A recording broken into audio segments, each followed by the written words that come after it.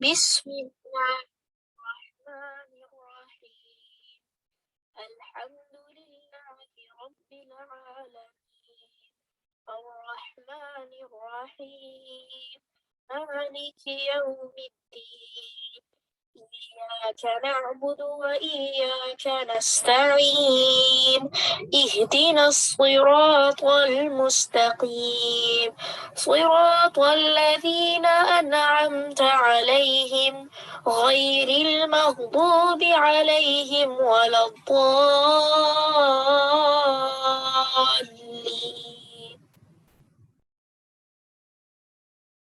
اعوذ باللہ من الشیطان الرجیم بسم اللہ الرحمن الرحیم السلام علیکم ورحمۃ اللہ وبرکاتہ۔ امید ہے آپ سب خیر و عافیت سے ہوں گے۔ اللہ سبحانہ و تعالی ہم سب کو عافیت میں، خیر میں، بھلائی میں رکھے اور ان اعمال کی توفیق عطا کر دی جو اللہ تعالیٰ کو پسند ہو اور جس سے اللہ سبحانہ و تعالی راضی ہوں۔ اللہم آمین۔ نحمدہ ونصلی علی رسولہ الکریم، اما بعد فاعوذ باللہ من الشیطان الرجیم بسم اللہ الرحمن الرحیم۔ رب اشرح لی صدری ویسر لی امری واحلل عقدۃ من لسانی یفقہوا قولی ربنا زدنا علما اللہم فقہنا فی الدین اللہم انا نسألک علما نافعا وعملا متقبلا ورزقا طیبا اللہم انفعنا بما علمتنا وعلمنا ما ينفعنا وزدنا علما اللہم وفقنا لما تحب وترضى اللہم صلی وسلم علی نبینا محمد وبارک وسلم۔ مجھے امید ہے کہ آنے سے پہلے آپ سب نے اپنی نیتوں کا جائزہ لیا ہوگا۔ ہم ایک بار پھر اپنی نیتوں کا جائزہ لیں گے۔ اللہم اجعل عملی کلہ صالحا واجعلہ لوجہک خالصا ولا تجعل لأحد فیہ شیئا اللہم اصلح نیتنا وذریاتنا وزوجنا۔ اللہم آمین۔ ہم انشاءاللہ اپنی بک کی طرف چلیں گے جو کہ ہے شہر رمضان۔ انشاءاللہ آج اس کا جو پیج ہم پڑھیں گے وہ ہے پیج نمبر انشاءاللہ دیکھیے 29، اور جو ٹاپک ہے شہر الصدقہ، صدقہ و خیرات کا مہینہ۔ آپ دیکھیے رمضان سخاوت کا مہینہ ہے نا، اور اس ماہ مبارک میں نبی صلی اللہ علیہ وسلم کی سخاوت کی کوئی انتہا نہ رہتی۔ عبداللہ بن عباس رضی اللہ عنہ بیان کرتے ہیں نبی صلی اللہ علیہ وسلم لوگوں کے ساتھ بھلائی کرنے میں بہت سخی تھے، اور رمضان میں جب جبریل علیہ السلام آپ صلی اللہ علیہ وسلم سے ملتے تو آپ صلی اللہ علیہ وسلم اور بھی زیادہ سخی ہو جاتے۔ رمضان میں ہر رات جبریل علیہ السلام آپ صلی اللہ علیہ وسلم سے ملا کرتے، اور نبی اکرم صلی اللہ علیہ وسلم رمضان گزرنے تک انہیں قرآن مجید سناتے۔ جب جبریل علیہ السلام آپ صلی اللہ علیہ وسلم سے ملتے تو آپ صلی اللہ علیہ وسلم فیاضی میں تیز ہواؤں کی مانند ہو جاتے۔ تو اس حدیث سے یہ بات سامنے آتی ہے کہ نبی صلی اللہ علیہ وسلم رمضان میں باقی تمام سال کی نسبت زیادہ صدقہ و خیرات کرتے، اور اس صدقے کا فائدہ ہر ایک کو پہنچتا، جس طرح تیز ہوا ہر جگہ پہنچ جاتی ہے۔ اسی طرح ہمیں بھی چاہیے کہ اس ماہ میں کیا کریں، زیادہ سے زیادہ خرچ کریں، اور یاد رکھیں کہ صدقہ کرنے سے مال کم نہیں ہوتا بلکہ اللہ تعالیٰ اس کا اجر کئی گنا بڑھا دیتے ہیں نا۔ تو کیا بات پتہ چلی ہے کہ میں اور آپ الحمدللہ عام مہینوں میں بھی اللہ کی دی ہوئی توفیق سے صدقہ کرتے ہیں، لیکن ان مہینے میں اور خاص کر لاسٹ کے 10 ڈیز میں آپ اور میں کیا کریں گے، انشاءاللہ یہ کریں گے کہ ہر ایک کے لیے ہم باعث خیر بن جائیں، ہر ایک کو ہمارا صدقہ پہنچ جائے۔ جس طرح تیز ہوا ہر جگہ پہنچ جاتی ہے، اللہ تعالیٰ ہمارے صدقے کو بھی ہر جگہ پہنچا دے جہاں پہ لوگوں کو ضرورت ہے نا۔ اللہ تعالیٰ نے اگر آپ کو مال دیا ہے تو خوب آگے پیچھے اوپر نیچے دائیں بائیں ہر جگہ خرچ کیجیے، کیونکہ ان دنوں میں جو آپ کے خرچ کرنے کا جو اجر ہے وہ کئی گنا بڑھ جائے گا نا۔ تو اللہ تعالیٰ سے خوب رمضان کی گھڑیوں میں توفیق مانگی کہ اللہ تعالیٰ آپ کے دل کو، جسے کہا جائے مطلب اتنا غنی کر دے کہ آپ اللہ کے راستے میں خوب خوب خرچ کرنے والے بن جائیں۔ پھر آپ دیکھیے اہل و عیال، رشتہ داروں، فقراء اور مساکین پر خرچ کرنے کے علاوہ نیکی کے دیگر کاموں جیسے مساجد کی تعمیر و ترقی ہے، مسافر خانوں کے قیام ہے و بہتری کے لیے، کنووں کی کھدائی پہ، پینے کے لیے پانی کا انتظام بھی کرنا چاہیے۔ یعنی جہاں آپ الحمدللہ خرچ کرنے میں سب سے قریبی رشتہ دار میں آپ کے والدین، پھر آپ کے قریبی رشتہ دار، فقراء مساکین پر خرچ نہ کرنے کے علاوہ آپ جن کاموں میں پیسہ لگائیں گے اس کی کیٹیگری آپ کو بتا دی ہے۔ اب آپ دیکھ لیں کہاں کہاں آپ پیسہ خرچ کر چکے ہیں اور ابھی کہاں کہاں ایسی جگہ ہیں جو ابھی آپ نے پیسے نہیں لگائے۔ تو انشاءاللہ خوب خوب اللہ کی راہ میں اپنی زکوٰۃ کے ذریعے سے، نفلی صدقات کے ذریعے سے خوب خوب دیں۔ پھر اسی طرح دیکھیے، اسی طرح دین کی تعلیم و تبلیغ اور اس راہ میں نکلے ہوئے طالب علموں کی تعلیمی اخراجات پر خرچ کرنا بہترین صدقہ جاریہ کا کام ہے۔ کیوں؟ کیونکہ فی سبیل اللہ خرچ کیے جانے والے مال کو اللہ تعالیٰ اپنے ذمہ قرض شمار کرتے ہیں، اور یہ بہت بڑی خوشخبری ہے۔ تو جب آپ اللہ کے راستے میں نکلے ہوئے، جو اللہ کے کاموں کے لیے لگے ہوئے، ان طالب علموں کے اوپر خرچ کریں گے تو یہ کیا ہے؟ فی سبیل اللہ خرچ کرنا، اور اس مال کو اللہ تعالیٰ اپنے ذمہ قرض شمار کرتا ہے نا، اسی لیے اللہ تعالیٰ فرماتے ہیں من ذا الذی یقرض اللہ قرضا حسنا فیضاعفہ لہ اضعافا کثیرہ، سورہ البقرہ 245۔ کون ہے وہ جو اللہ کو قرض حسنا دے تاکہ اللہ تعالیٰ اسے کئی گنا بڑھا کر اس کو واپس کر دے؟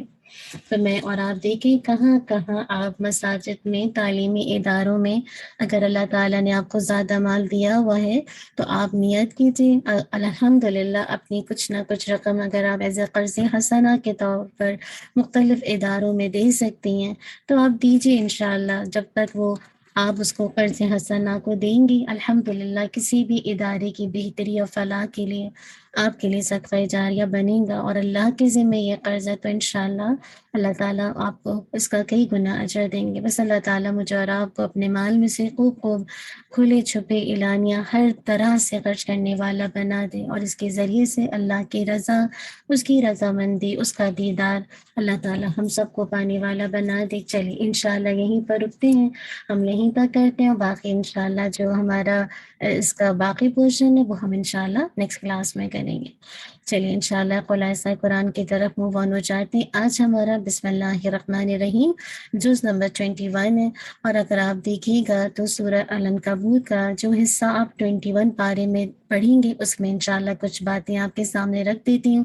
جو 21 پارے کی جو پہلی آیت ہے جو کہ حقیقت میں عنکبوت کی آیت نمبر 45 ہے، اس میں دیکھیے کتاب اللہ کی تلاوت اور نماز کی پابندی کا حکم دیا گیا ہے نا۔ نماز کا فائدہ یہ بتایا گیا ہے کہ نمبر 1 یہ بے حیائی سے، اور نمبر 2 یہ بری باتوں سے روکتی ہے۔ یعنی جب آپ نماز پڑھیں گے تو آپ بے حیائی کے کاموں سے رکیں گے اور ساتھ ساتھ بری باتوں سے رکیں گے۔ اور دیکھا جائے تو حقیقت وہی ہے جو اللہ رب العزت جو کہ حکیم و قدیر ذات، اس نے بیان فرما دیا کہ جب میں اور آپ الحمدللہ بے حیائی اور بری باتوں سے رکتے ہیں تو اس کا مطلب ہے مجھے اور آپ کو نماز کا فائدہ ہو رہا ہے۔ شرط یہ کہ جب آپ اس کو شرائط و آداب کا لحاظ رکھتے ہوئے نماز ادا کریں تو آپ اس کے ثمرات، اس کا رزلٹ ضرور حاصل کر سکتے ہیں۔ پھر وہ نماز انشاءاللہ آپ کو گناہوں سے روکتی ہے، معاصی کے درمیان ایک طرح سے رکاوٹ بن جاتی ہے۔ اور آپ کو یاد ہے امام ابو العالیہ رحمہ اللہ فرماتے ہیں کہ نماز میں 3 صفات پائی جاتی ہیں۔ 3 صفات آپ غور سے سنیے گا اور پھر اپنی نمازوں کو آپ نے چیک کرنا ہے کہ وہ بتاتے ہیں کہ نماز میں 3 صفات پائی جاتی ہیں۔ نمبر 1 اخلاص، نمبر 2 خشیت، اور نمبر 3 ذکر اللہ جو کہ قرآن ہے۔ یعنی یا تو آپ سب سے پہلے اپنی انٹینشن کو اللہ کے لیے ریوائول کرتے ہیں، پھر خشیت۔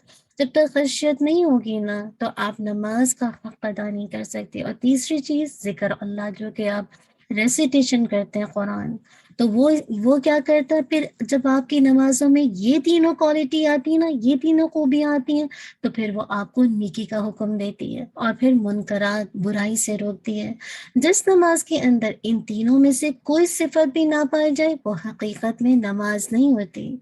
اگر میں اور آپ کچھ دیر کے لیے رک کر اپنی نمازوں کا جائزہ لے لیں اور اس جائزے سے ہمارے لیے یہ سمجھنا آسان ہو جائے گا کہ ہماری نمازیں آج اتنی بے جان کیوں ہیں، آج ہماری نمازیں ہمیں منکرات سے، ہمیں فحاشی سے، ہمیں نیکی کے کاموں سے کیوں روکتی ہیں، تو آپ کو پتہ چل جائے گا نا کہ میں اور آپ کہاں کھڑے ہیں نا۔ آج ہماری نمازیں بے جان ہیں، کیوں؟ کیونکہ مسجدیں تو نمازوں سے بھری ہونے کے باوجود گھروں اور بازاروں میں گناہوں کا ایک سیلاب تیر رہا ہے۔ آپ کہہ لیجئے کہ کہنے کو تو آپ مسجدیں بھری ہیں، نمازی پہ نمازی ہیں، یعنی پوری کھچا کھچ آپ دیکھیے آج کل صلاۃ اللیل چل رہی ہیں، قیام اللیل چل رہا ہے، اور آپ دیکھیے کہ تراویح کی نمازیں ہیں نا، تو کیسے گھروں میں بازاروں میں گناہوں کا سیلاب کیوں ٹھاٹے اتنی مار رہا ہے، کیوں اتنا زیادہ گناہوں کی ریل پیل ہے جب آپ گھروں میں دیکھتے ہیں، بازاروں میں دیکھتے ہیں۔ کیا یہ حقیقت نہیں ہے کہ ہم میں سے بے شمار لوگ ایسے ہیں جو نماز تو پڑھتے ہیں لیکن جھوٹ بھی بولتے ہیں، نماز تو پڑھتے ہیں لیکن وعدہ خلافی بھی کرتے ہیں، نماز تو پڑھتے ہیں لیکن ظلم اور زیادتی بھی کرتے ہیں، نماز تو پڑھتے ہیں لیکن لوٹ مار کا بازار بھی کرم رکھتے ہیں، بے پردگی دیکھ لیجئے، بے نظری دیکھ لیجئے، بد نظری اور فحاشی میں ہم بھی ملوث ہیں۔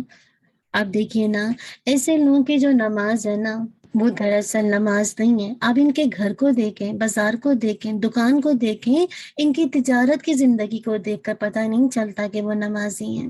اصل میں وہ نماز اور اس کے جو ثمرات ہیں نا اس کو مسجد تک محدود رکھتے ہیں، اور اپنی جو انڈیویجول سطح پر، یعنی انفرادی سطح پر، معاشرتی سطح پر، اجتماعی سطح پر، تجارتی سطح پر، سیاسی سطح پر اور اخلاقی زندگی کو نماز سے بالکل الگ تھلگ رکھتے ہیں۔ اللہ تعالیٰ میں معاف کر دے۔ آپ دیکھیے کہ میں یہ سوچ رہی تھی کہ پھر اسی لیے تو آج دیکھیے مسجدیں بھری ہیں، لیکن اس کے باوجود کیوں گھروں میں اور بازاروں میں اتنا گناہوں کا سیلاب جسے کہا جاتا ہے رہا ہے نا، کیوں؟ وجہ ساری یہ ہے کہ میں اور آپ نماز پڑھنے کے باوجود بہت سارے گناہوں میں کسی نہ کسی طرح انوالو ہو جاتے ہیں۔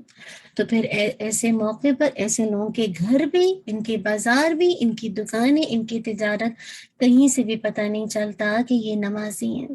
تو اصل بات ہے کہ وہ نماز ان کی مسجد تک محدود ہے، کہیں ایسا تو نہیں ہے میں اور آپ کی نماز بھی جسے کہا جائے بس محدود حد تک آپ کی عبادت کی حد تک ہے، باقی آپ کے معاملات میں، آپ کی جسے کہا جائے تجارت میں، آپ کی معاشرتی سطح پر، آپ کی سیاسی سطح پر، آپ کی اخلاقی زندگی میں نماز کا کوئی اثر ہی نہیں ہے۔ اگر ایسا ہے تو اللہ سے رو کر مانگیے کہ اللہ تعالیٰ مجھے ایسی نماز پڑھنے کی توفیق دے کہ اللہ مجھ سے راضی ہو جائے، جس میں خشیت بھی ہو، جس میں اخلاص بھی ہو، جس میں اللہ کا ذکر بھی ہو۔ یعنی میں اور آپ جب قرآن پڑھیں تو واقعی صحیح معنوں میں اس کا اثر میری اور آپ کی زندگی میں نظر آئے۔ اللہم آمین۔ دعا مانگا کیجئے، اللہم اقسم لنا من خشیتک ما تحول به بیننا و بین معاصیتک۔ بہت ہی خوبصورت دعا ہے۔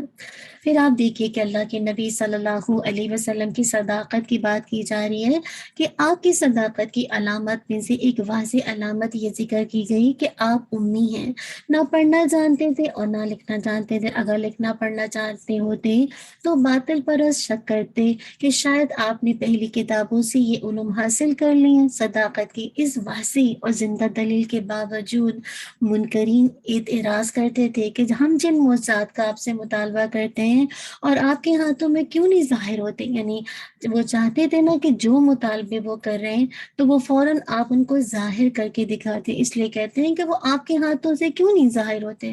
تو اللہ تعالیٰ فرماتے ہیں کہ کیا قرآن کا معجزہ ان کے لیے کافی نہیں ہے؟ اللہ اکبر۔ آپ دیکھیے قرآن ایک ایسا معجزہ ہے جس کی نظیر پیش کرنے سے ان کے فصحاء، ان کے بلغاء، جو بڑے بڑے لوگ ہیں نا وہ بھی عاجز آ گئے۔ قرآن تو معجزوں کا ایک معجزہ ہے، اس کی موجودگی میں کسی دوسرے معجزے کا مطالبہ کرنا دراصل عناد اور جہالت کے سوا کچھ نہیں ہے نا۔ اور ان کی جہالت کا تو یہ حال ہے کہ بسا اوقات وہ خود عذاب کا مطالبہ کرنے لگتے ہیں۔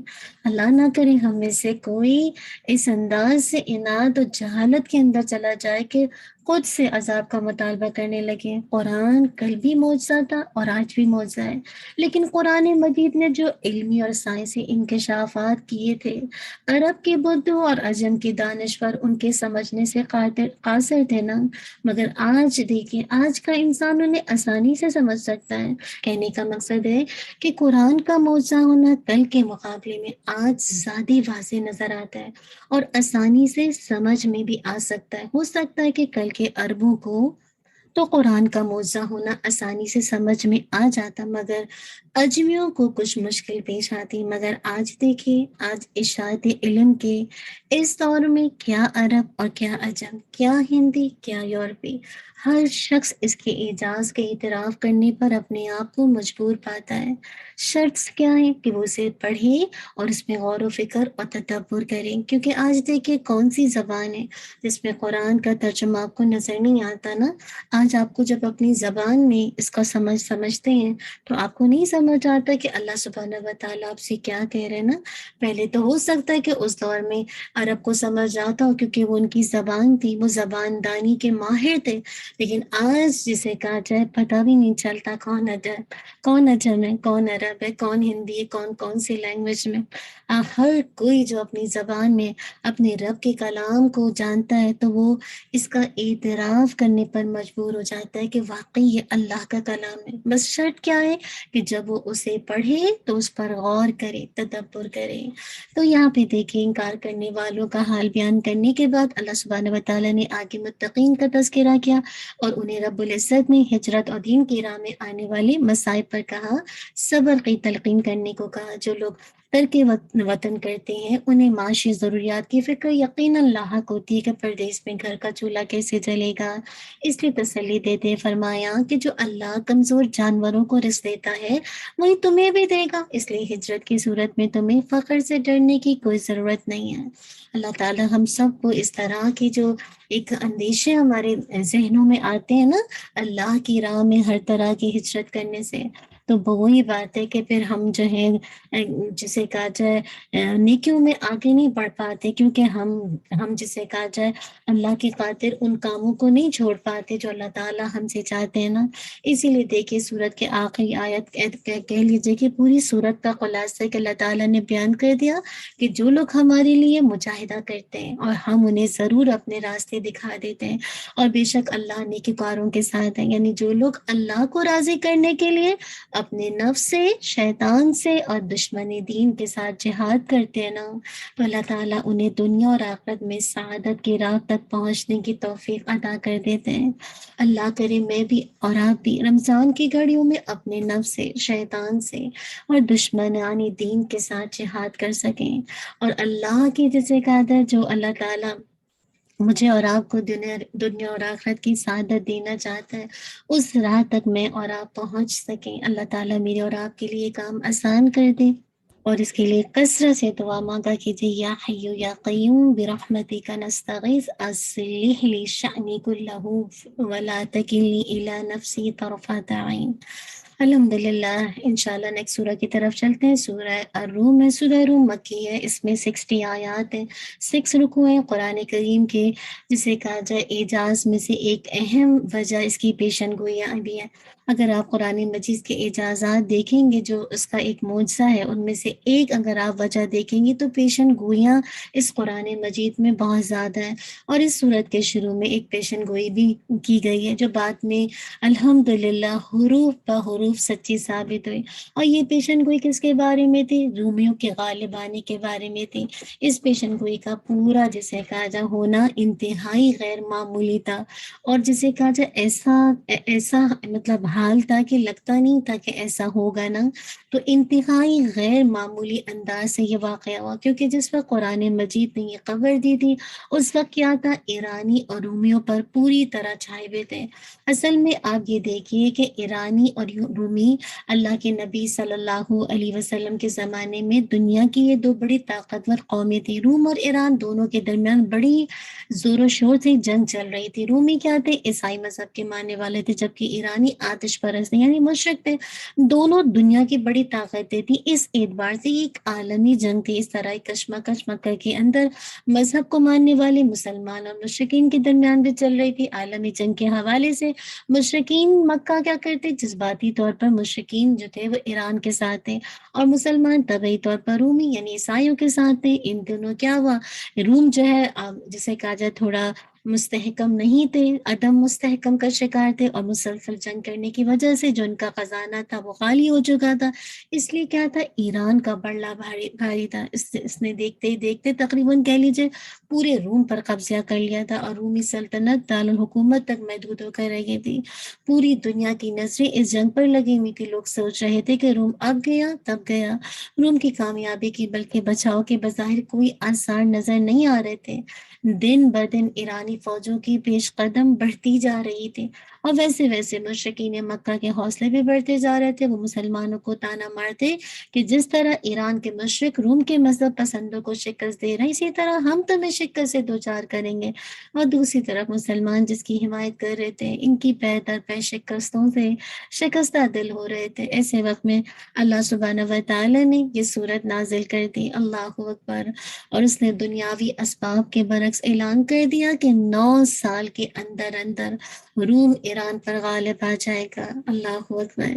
دیکھیے کوئی بھی جسے کہا جائے مطلب مادی وسائل نہیں تھے، غیر معمولی واقعہ، مگر وہی بات ہے وَمَا تَشَاءُونَ إِلَّا أَن يَشَاءَ اللَّهُ، اللہ میرے اور آپ کے چاہنے سے نہیں ہوتا، ہوگا وہی جو اللہ چاہے گا نا۔ آپ دیکھیے کہ ٹھیک 9 سال کے اندر قرآن مجید کی یہ عظیم الشان پیشن گوئی پوری ہو کر رہی۔ رومیوں نے ایرانیوں کے جاہ و جلال کو اپنے پیروں تلے رون ڈالا، سلطنت ایران کے قلب میں رومی جھنڈا نصب کر دیا۔ اللہ اکبر۔ تو اب آپ دیکھیے کہ اس پیشن گوئی کے حوالے سے جو سورہ الروم میں جو بھی جسے کہا جائے اہم ٹاپک بیان کیے گئے، نمبر 1 وہ یہ کہ سورہ روم اس معرکے کی حقیقت بتاتی ہے جو حزب الرحمن یعنی رحمان کی جماعت اور حزب الشیطان یعنی شیطان کی جماعت کے درمیان قدیم زمانے سے جاری ہے۔ کفر و ایمان، حق اور باطل کے درمیان یہ معرکہ اس وقت تک جاری رہے گا جب تک کہ فیصلے کا دن نہیں آ جاتا۔ اس دن نہ صرف یہ کہ یہ معرکہ ختم ہو جائے گا، بلکہ دونوں جماعتوں کو بھی الگ الگ ٹھکانوں پر پہنچا دیا جائے گا۔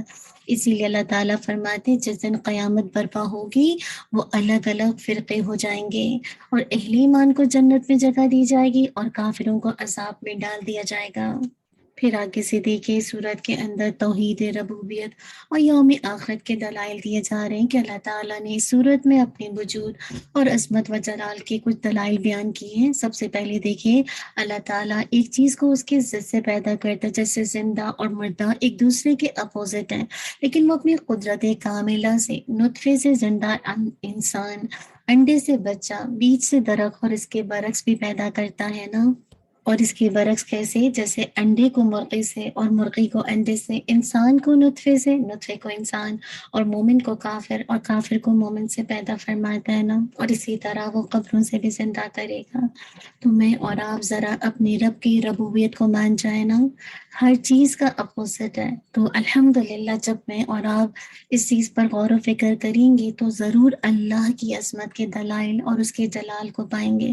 پھر آگے دیکھیے اس نے انسان کو بے جان مٹی سے پیدا کیا۔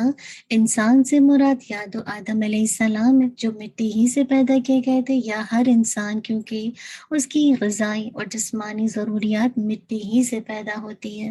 اور ایک حدیث میں ہے کہ اللہ کے نبی صلی اللہ علیہ وسلم نے فرمایا اللہ تعالیٰ نے زمین سے ایک مٹھی مٹی لے کر اس سے آدم علیہ السلام کو پیدا کیا، بس زمین کے مختلف حصوں کی طرح اولاد آدم کی مختلف رنگتیں ہوئیں، کوئی سفید، کوئی سرخ، کوئی سیاہ، کوئی خبیث، کوئی طیب، کوئی خوش اور خلق، کوئی خوش اخلاق اور کوئی بد خلق۔ اللہ سبحانہ و تعالی ہم سب کو بہترین اخلاق کا حامی بنا دینا۔ تو الحمدللہ اللہ سبحانہ و تعالی نے ہر ایک کو جیسے کہا جائے مختلف شکل و صورت میں پیدا کیا نا۔ پاک ہے وہ اللہ جو ہر چیز کا صحیح اندازہ کرتا ہے، ہر ایک کو ایک مرتبے پر رکھتا ہے، شکل و صورت میں دیکھے، بول چال میں دیکھے، امیری فقیری میں دیکھے، عقل و ہنر میں دیکھے، بھلائی برائی میں، سعادت و شقاوت میں، ہر ایک کو جدا گانا کر دیا، کیوں؟ تاکہ ہر شخص رب کی بہت سی نشانیاں اپنے میں اور دوسرے میں دیکھ لیں۔ تو اللہ سبحانہ و تعالیٰ نے کیسے ہر انسان کی غذائی جسمانی ضروریات مٹی ہی سے پیدا کر دی نا، کیسے اللہ تعالیٰ نے صورتیں بنائیں اور پھر اس میں ہڈیوں کو گوشت پہنا دیا، کیسے روپوں کی، کیسے آنکھ کان ناک پیدا کیے اور ماں کے پیٹ سے سلامتی سے نکالا، پھر کمزوری کی قوت میں بدلا، یعنی انسان جو کمزور تھا اس کو قوت دے دی نا، اور کیسے اس کو طاقتور اور مضبوط انسان بنایا۔ کتنا میں اور آپ اپنے رب کا شکر ادا کرتے ہیں؟ نہیں تو آج سے کرنا شکر کیجیے۔ پھر دیکھیے میاں بیوی کے درمیان ایسی محبت پیدا کر دیتا ہے کہ یوں محسوس ہوتا ہے کہ وہ ایک دوسرے کے جسم کا حصہ ہے، حالانکہ بعض اوقات شادی سے پہلے ان کا آپس میں کوئی تعارف بھی نہیں ہوتا۔ اللہ اکبر! یہ سب محض اللہ کی قدرت کا کرشمہ ہے نا۔ تو بہت سارے لوگ دیکھیے ایسے موقع پر بھی محبت جسے کہا جائے نہیں لے پاتے۔ مراد کہنے کا مقصد یہ ہے کہ یہ اللہ تعالیٰ کی قدرت کا کرشمہ ہے کہ دو مرد اور عورت کبھی ملاقات بھی نہیں ہوتی، کوئی ان کے درمیان رشتہ داری بھی نہیں ہوتی، اور ان کے دلوں میں ایک دوسرے کے لیے محبت ہو جاتی ہے، ایک دوسرے کے لیے رحمت ہمدردی کے جذبات پھوٹ پڑتے ہیں، ایک دوسرے پر جان نثار کرنے کو تیار رہتے ہیں۔ تو یہ کون کرتا ہے؟ یہ اللہ کی ذات ہے جو دلوں میں الفت پیدا کرتی ہے۔ اللہ تعالیٰ سے کثرت سے دعا مانگا کیجیے، اللہم الف بین قلوبنا، اللہ ہمارے دلوں میں الفت ڈال دے، محبت ڈال دے۔ اور یہ اللہ کی ذات ہی ہے جو دلوں میں محبت ڈالتی ہے۔ ہم سمجھتے ہیں کہ شاید ہمارا کمال ہے، ہم ہی اتنے حسین ہیں جس کی وجہ سے شوہر کی محبت کا محور بنے ہوئے۔ نہیں، اصل بات ہے کہ ان دو اجنبی رشتوں کے درمیان جو کبھی ایک دوسرے سے ملاقات بھی نہیں کیے ہوتے ہیں نا، کبھی جسے کہا جائے ایک دوسرے کے رشتہ دار بھی نہیں ہوتے، لیکن ان کے دلوں میں جو محبت ہے، جو ہمدردی ہے، وہ رحمت ہے، وہ اللہ کے اذن سے ہی پیدا ہوتی ہے، اور یہ صرف اللہ کی قدرت کا کرشمہ ہے۔ بس مجھے اور آپ کو اپنے رب کی قدر کرنے والا بنا دے اللہ تعالیٰ ہم سب کو۔ پھر دیکھیں کہ اس نے ارض و سما کو اور جو کچھ ان کے اندر ہے پیدا کیا، اور انسانوں کی زبانیں اور رنگ مختلف بنائے۔ کسی کی زبان عربی ہے، دیکھیے، کسی کی فارسی ہے، کسی کو انگلش آتی ہے، کسی کو فرینچ بولنا آتا ہے، کوئی اردو بولتا ہے تو کوئی جاپنیز بولتا ہے، کسی کا رنگ کالا، کسی کا سرخ ہے۔ تو یہ اللہ تعالیٰ نے اپنی جو الحمدللہ انسان، اپنی جو کریشن میں انسان بنائے ہیں، تو انسانوں کے مختلف ورائٹی ہیں نا، تاکہ انسان ایک دوسرے سے تعارف حاصل کرے، ایک دوسرے کو جانے پہچانے۔ پھر آگے ایک اور نشانی بتا دی، وہ رات و دن میں نیند کے ذریعے سے انسان کو سکون عطا کرتا ہے۔ انسان کا جسم ایک ایسی مشین ہے جسے اگر آپ مشاغل کے ہجوم میں وقفہ یعنی سکون نہ ملے تو یہ مشین خراب ہو جاتی ہے۔ اسی لیے دیکھیے، مسلسل جب ہم دن بھر کام کرتے ہیں نا، تو رات میں دل چاہتا ہے نا کہ ایک نیند آ جائے تاکہ آپ پرسکون ہو جائیں۔ اگر آپ ایسا نہیں کریں گے تو آپ کی جو مشین ہے یہ خراب ہو جائے گی۔ اسی لیے دیکھیے جو حدیث کا مفہوم آتا ہے نا کہ تمہاری جان کا بھی تم پر حق ہے، ہر حق کو، ہر حقدار کو اس کا حق دو۔ تو اس میں سے ایک حق کیا ہے کہ آپ اپنی ہیلتھ کا بھی خیال کریں۔ اللہ نے آپ کو اگر نیند دی ہے تو وہ آپ کے لیے سکون کا ذریعہ ہے، اور ایسے موقع پر کچھ لوگ ایسے ہوتے ہیں جو راتوں کو بھی کام کرتے ہیں نا، اور اپنے آپ کو مختلف قسم کے مشاغل کے اندر مصروف رکھتے ہیں نا، سکون نہیں لے پاتے۔ تو ایسے موقع پر انسان کی ہیلتھ خراب ہوتی ہے۔ تو ضروری ہے کہ میں اور آپ پرسکون نیند سوئیں، جو اللہ نے اس کو بھی آپ کے لیے عبادت بنا دیا، اگر آپ اس کو سنت کے مطابق ادا کر دیں۔ تو کیا بات پتہ چلی کہ نیند بھی قدرت کی ایک نشانی ہے، جس سے تھکان دور ہو جاتی ہے، رات و سکون حاصل ہو جاتا ہے، کام کاج کے لیے، دنیا حاصل کرنے کے لیے، تلاش معاش کے لیے۔ اس اللہ تعالیٰ نے دن کو پیدا کیا جو رات کے بالکل اپوزٹ ہے۔ یقیناً دیکھیے، سننے دیکھنے سمجھنے والوں کے لیے یہ چیزیں نشان قدرت ہے نا۔ انسان کو بس اتنا معلوم ہوتا ہے کہ جب وہ زیادہ تھک جائے تو اس کی مرضی ہو یا نہ ہو، نیند اسے دبوچ لیتی ہے۔ کام کاج کے دوران دیکھیے جو سیلز ہیں انسان کے، وہ جسم سے جاتے ہیں، پھر کیا ہوتا ہے، ان کی مرمت شروع ہو جاتی ہے، اور ان کے بجائے نئے سیل بن جاتے ہیں، اور جب یہ سارا کام انجام پا جاتا ہے مراد ہے کہ یہ کام کمپلیٹ ہو جاتا ہے تو انسان خود بخود جاگ اٹھتا ہے. یعنی نیند کا آنا، نیند سے تھکن دور ہونا، پھر تھکن دور ہو کر نیند سے از خود آپ بیدار آپ کا ہو جانا، یہ سب اللہ سبحانہ و تعالیٰ کی عطا کردہ نعمتیں ہیں نا، جو سراسر اللہ کی حکمت اور مصلحت پر مبنی ہیں. تو اصل بات ہے کہ میں اور آپ اپنے خالق کو پھر بھی اگر نہیں جانیں گے، جو ہمارے سکون کے لیے کیا کچھ اس نے ہمارے لیے نہیں بنایا نا. اگر سوچیے نیند نہ ہوتی تو انسان کی کیفیت کیا ہوتی. اللہ اکبر، یہ اللہ کی رحمت ہے، مرضی ہے. تو جب کبھی سوئیں اللہ کی شکر گزاری کے ساتھ سوئیں اور اللہ سے دعائیں کر کے سوئیں. پھر آپ دیکھیے آسمان پر بجلی چمکتی ہے نا، جس سے دل میں خوف بھی پیدا ہوتا ہے اور امید بھی. پھر بارش برستی ہے تو مردہ زمین زندہ ہو جاتی ہے.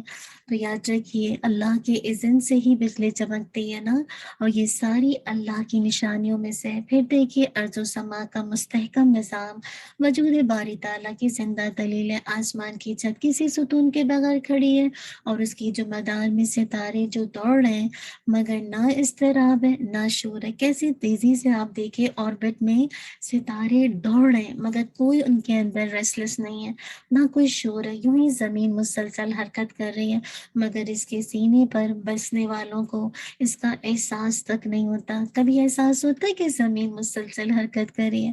آپ کتنے سکون سے اس کے اوپر رہتے ہیں نا، اور آپ کو احساس تک نہیں ہوتا. یہ سب کرنے والا کون ہے؟ اللہ سبحانہ و تعالیٰ. لیکن ہم میں سے کتنے لوگ ہیں جو اس شکر گزاری پر روزانہ اللہ کا شکر ادا کریں؟ ہم تو اس کی زمین پر چلتے ہیں اور اسی کی نافرمانی کرتے ہیں، اور احساس بھی نہیں ہوتا کہ کب خالق کی پکڑ آ جائے اور اسی زمین کے اندر میں اور آپ پہ بوجھ لیے جائے نا. تو جب بھی زمین پر چلیں اس احساس کے ساتھ چلیں کہ یہ زمین مسلسل حرکت کر رہی ہے، لیکن اس اللہ کی ذات نے مجھے اور آپ کو کیسے زمین پر جسے کاجا رہنے کا ہم سب کے لیے انتظام کر دیا، اور ہم آرام سے الحمدللہ اس زمین پر چلتے ہیں نا. پھر دیکھیے یہ صورت بتاتی ہے کہ ہر زمانے میں اللہ کا یہ دستور رہا ہے کہ وہ حق و باطل پر غلبہ عطا کرتا ہے، اور اگر کہیں اہل حق مغلوب ہو تو انہیں اپنا محاسبہ کرنا چاہیے. کہیں ایسا تو نہیں ہے کہ انہوں نے باطل کے طور طریقے اپنا لیے ہوں اور باطل پرستوں نے حق کے بعض اصول اختیار کر لیے ہوں.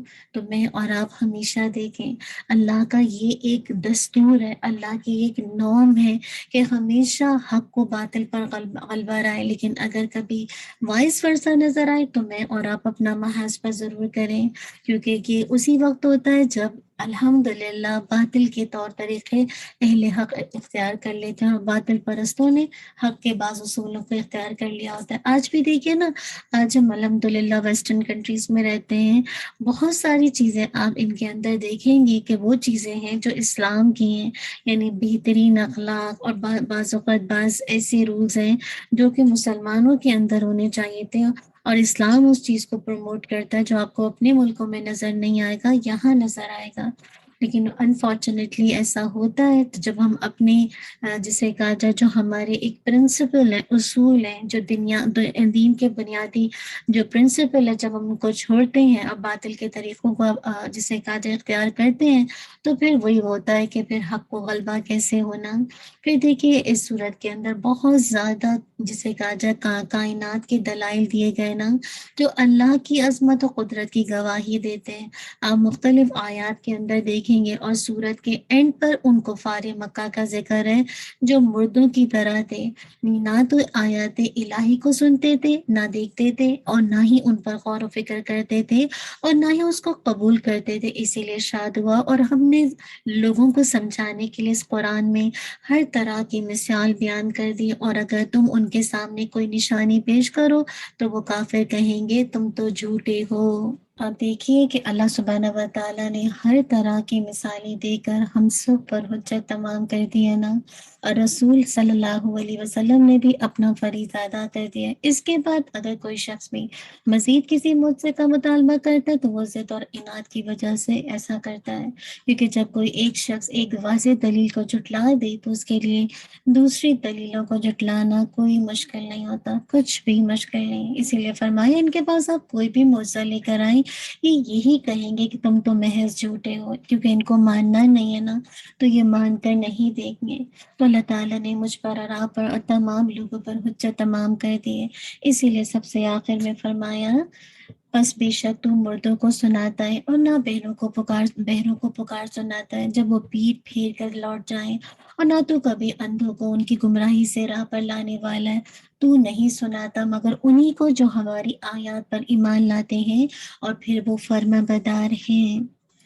اس لیے دیکھیے سورت کے آخر میں بتا دیا فصبر، کیا کریں آپ صبر کریں، یقیناً اللہ کا وعدہ سچ ہے، آپ کو وہ لوگ ہلکا یعنی بے صبر نہ کریں جو یقین نہیں رکھتے ہیں نا، اللہ کا یہ وعدہ الحمدللہ پورا ہو کر رہے گا۔ اور مومنوں کی مدد کرنا اللہ تعالیٰ کہہ رہے ہم پر لازم ہے، اللہ تعالیٰ نے مومنوں کی مدد کرنا اپنے ذمہ لے رکھا ہے، اس لیے کیا کریں آپ صبر کریں۔ اور یہ لوگ جو اللہ تعالیٰ پر اور یوم آخر پر یقین نہیں رکھتے، آپ کو کسی موقع پر ہلکا نہ کر دیں کہ آپ صبر کا دامن ہاتھ سے چھوڑ دیں، بلکہ آپ کیا کریں خوب مستحکم اور مضبوط ہو کر اپنے موقف پر ڈٹے رہیں۔ تو میں اور آپ بھی کیا کریں، بس صبر کریں، کوئی مانتا ہے تو مان جائے، نہیں مانتا تو اللہ سے دعا کریں اللہ سب کو ہدایت دے۔ اللہم اہدنا وسددنا، اللہم آمین۔ انشاءاللہ سورہ لقمان کی طرف چلیں گے۔ سورہ لقمان جو ہے مکی صورت ہے، اس میں 34 آیات اور 4 رکوع ہیں۔ اس صورت کی ابتدا نبی صلی اللہ علیہ وسلم کے دائمی بون سے یعنی قرآن کی عظمت کے بیان سے ہوئی، جو کہ ہدایت کا ربانی دستور ہے۔ اس کے بارے میں انسان 2 فریقوں میں تقسیم ہوگا، ایک فریق مومنین کا ہے جو اس صحیفہ ہدایت کی ہر بات کی تصدیق کرتے ہیں، اور دوسرا فریق کافروں کا ہے جو کہ اس کی آیات کو سن کر تکبر کر کے منہ موڑ لیتے ہیں، گویا کہ انہوں نے کچھ سنا ہی نہیں۔ اللہ تعالیٰ ہم سب کو بچا کے رکھے۔ کیسے ہے نا، کچھ لوگ نصیحت لیتے ہیں اور کچھ نہیں لیتے۔ اس کے بعد دیکھیے اللہ تعالیٰ اپنی قدرت کی اور اپنی وحدانیت کے 4 دلائل پیش کرتے ہیں۔ پہلی دلیل یہ ہے کہ اس نے آسمانوں کو بغیر کسی ستون کے پیدا کیا، حالانکہ ان میں روشن ستارے بھی ہیں، شمس و قمر بھی ہیں، سیارے بھی ہیں، کہکشائیں گلیکسیز بھی ہیں، فلکیات کی دنیا تو اتنی وسیع ہے کہ یہ زمین جس پر میں اور آپ زندگی بسر کر رہے ہیں، اس کی حیثیت اس کے مقابلے میں وہی ہے جو ایک ذرے کی پوری کائنات کے مقابلے میں حیثیت ہے۔ اللہ اکبر، ایک ذرے کی کوئی حیثیت ہو سکتی ہے؟ لیکن اس کے باوجود دیکھیے اللہ نے آدم کو کیا کچھ سے آنر دیا نا۔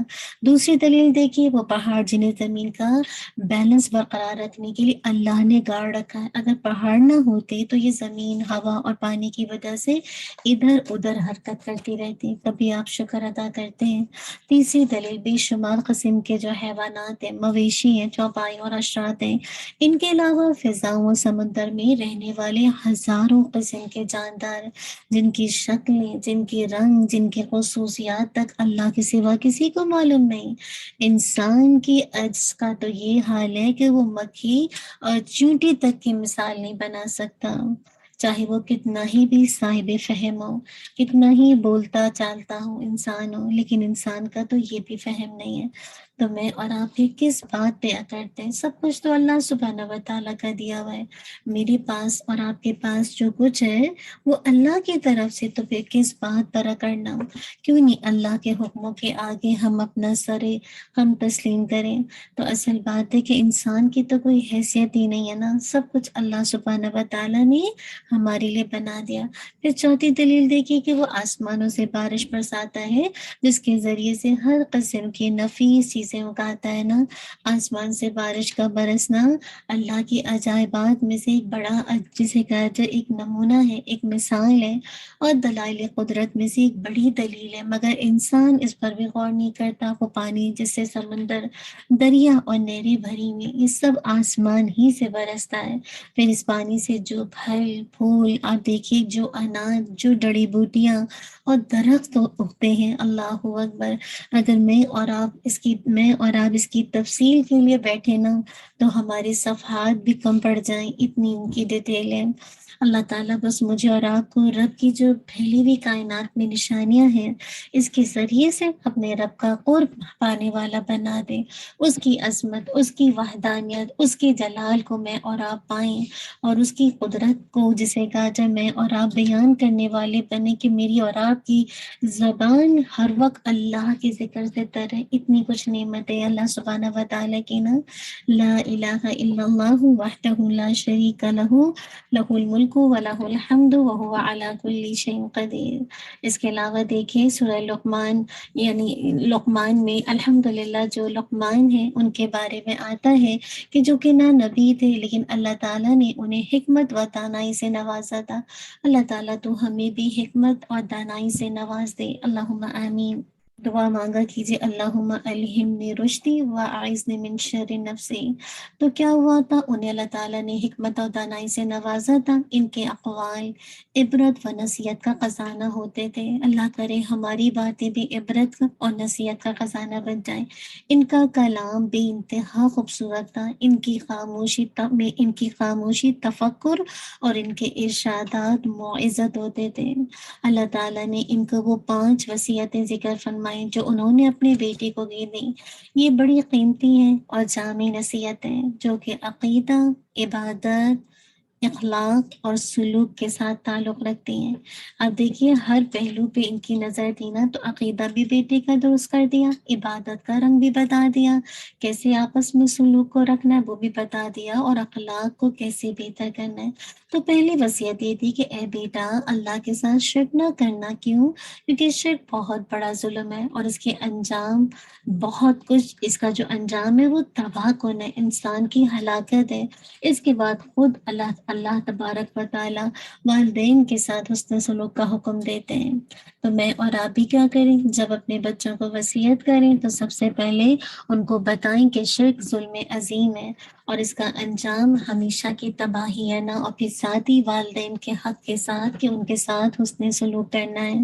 پھر دوسری وصیت دیکھیے کہ آخرت کے بارے میں، جس کا سمری کے لیے یہ ہے کہ اللہ کے علم سے کوئی بھی چیز مخفی نہیں ہے، گناہ چھوٹا ہی کیوں نہ ہو اور کیسی پوشیدہ جگہ پر کیوں نہ کیا گیا ہو، اللہ اسے قیامت کے دن لے آئے گا۔ اللہ اکبر، کتنا حکمت سے بھرے ہوئے انسان نا، کہ مجھے اور آپ کو اگر یہ پتہ چل جائے کہ اللہ سے کوئی چیز چھپا ہوا نہیں ہے نا، تو چاہے وہ چھوٹی سے چھوٹی چیز ہو، کسی بھی جگہ پر ہو، کیوں نہ کیا ہو، اللہ تعالیٰ کل قیامت کے دن لے آئے گا۔ اور یہ احساس انسان کو اللہ کے ساتھ جو اللہ سے جو کمٹمنٹ کیا تھا نا، وعدہ اللہ، اس کو پورا کرنے میں مددگار ثابت ہوتا ہے۔ لیکن جب میں اور آپ اس احساس کے بغیر زندہ رہتے ہیں تو پھر میں اور آپ رب سے چھپ کے تو بہت گناہ کر لیں گے، لیکن لوگوں سے جسے کہا جائے چھپنا چاہتے ہیں، اور یعنی کہنے کا مقصد ہے رب سے سمجھتے ہیں کہ چھپ کے گناہ کر لیں گے، لیکن دراصل اللہ تو ہر جگہ دیکھ رہا ہوتا ہے نا۔ پھر آپ دیکھیے کہ تیسری وصیت اللہ کی طرف توجہ کے بارے میں، اللہ کی طرف توجہ کی کئی صورتیں بیان فرمائی، یعنی نماز کو کامل طریقے سے ادا کرو، لوگوں کو ہر خیر کی دعوت دو اور ہر شر سے منع کرو، اور مصائب و ابتلا پر صبر کرو۔ سبحان اللہ، کتنی خوبصورت وصیت ہے نا، کہ کیسے جیسے کہا جائے مطلب اللہ کی طرف توجہ کرنے کی صورت، نماز کو کامل طریقے سے پڑھنا، لوگوں کو ہر خیر کی دعوت دینا اور ہر شر سے منع کرنا، اور مصائب و ابتلا پر صبر کرنا۔ تو یہ چیزیں جب انسان کرتا ہے نا تو اپنی توجہ اللہ کی طرف کرتا ہے، اللہ کی توجہ پاتا ہے۔ پھر چوتھی وصیت اپنے بیٹے کو کہ تکبر اور فقر سے منع کیا۔ اللہ تعالیٰ ہمیں بھی تکبر اور فقر سے بچا لے، شو آف سے بچا لے، ریا سے بچا لے۔ پھر پانچویں وصیت اپنے بیٹے کو اخلاقی کریمہ کی طرف متوجہ کیا، یعنی چال میں میانہ روی اختیار کرو، اور بولتے وقت اپنی اونچی آواز جو ہے وہ نیچی رکھو۔ کیونکہ اِنَّ أَنكَرَ الْأَصْوَاتِ لَصَوْتُ الْحَمِيرِ، کیونکہ آپ سب جانتے ہیں آوازوں میں سے سب سے بدتر آواز گدھے کی آواز ہے نا۔ یعنی چائے بھی اچھی ہو، اتنی سست نہ ہو جیسے کوئی بیمار ہو، اور نہ اتنی تیز کہ جسے کہا جائے شرف اور وقار کے خلاف ہونا۔ جو عباد الرحمن ہے وہ کیسے چلتے ہیں، الذین یمشون علی الارض ہونا، اللہ کے بندے زمین پر وقار و سکونت کے ساتھ چلتے ہیں نا، اور اپنی آواز پس کرو، مراد کیا ہے، چیخ چلا کر بات نہ کرو، اس لیے کہ زیادہ اونچی آواز سے بات کرنا پسندیدہ ہوتا تو پھر گدھے کی آواز سب سے اچھی سمجھی جاتی، لیکن ایسا تو نہیں ہے، بلکہ گدھے کی آواز کو سب سے بدتر اور جسے کہا جائے بہت کری سمجھا گیا ہے، اسی لیے حدیث میں آتا ہے کہ گدھے کی آواز سنو تو شیطان سے پناہ مانگو۔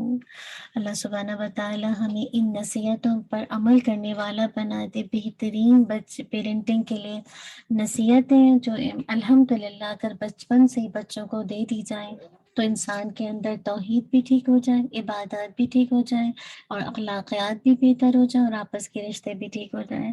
اپنی صورت کے اینڈ میں بتا دیا گیا کہ 5 چیزوں کا علم صرف اللہ کے پاس ہے، قیامت کب آئے گی، بارش کہاں اور کتنی برسے گی، اور ماں کی جو مادر میں بچہ کن اوصاف کا حامل ہوگا، انسان کل کیا کرے گا، اور موت کب اور کس جگہ آئے گی۔ ان 5 چیزوں کا علم اللہ کے سوا کسی کو نہیں ہے، اور ان 5 چیزوں کو اللہ کے نبی نے غیب کی چابیاں قرار دیا ہے۔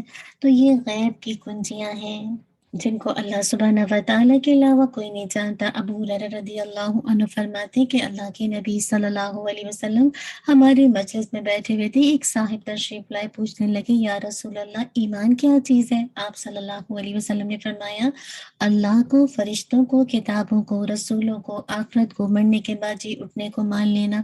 اس نے پوچھا اسلام کیا ہے؟ فرمایا ایک اللہ کی عبادت کرنا، اس کے ساتھ کسی کو شریک نہ کرنا، نمازیں پڑھنا، زکوٰۃ دینا، رمضان کی روزے رکھنا۔ اس نے دریافت کیا احسان کیا ہے؟ فرمایا تیرا اس طرح اللہ کی عبادت کرنا گویا کہ تو اسے دیکھ رہا ہے، اور اگر تو نہیں دیکھتا تو وہ تجھے دیکھ رہا ہے۔ اس نے کہا کہ حضور قیامت کب آئے گی؟ فرمایا اس کا علم نہ مجھے ہے نہ تجھے، ہاں میں اس کی نشانیاں بتلاتا ہوں، جب لونڈی اپنی آقا کو جنے، اور جب ننگے پیروں اور ننگے بدنوں والے لوگوں کے سردار بن جائیں۔ علم قیامت ان 5 چیزوں میں سے ہے جنہیں اللہ کے سوا کوئی نہیں جانتا۔ پھر آپ صلی اللہ علیہ وسلم نے اسی آیت کی تلاوت کی اور وہ شخص چلا گیا۔ آپ نے فرمایا جاؤ اسے لوٹاؤ، اسے لوٹاؤ۔ لوگ دوڑ پڑے لیکن وہ کہیں بھی نظر نہیں آیا۔ آپ صلی اللہ علیہ وسلم نے فرمایا یہ جبریل علیہ السلام تھے، لوگوں کو دین سکھانے آئے تھے۔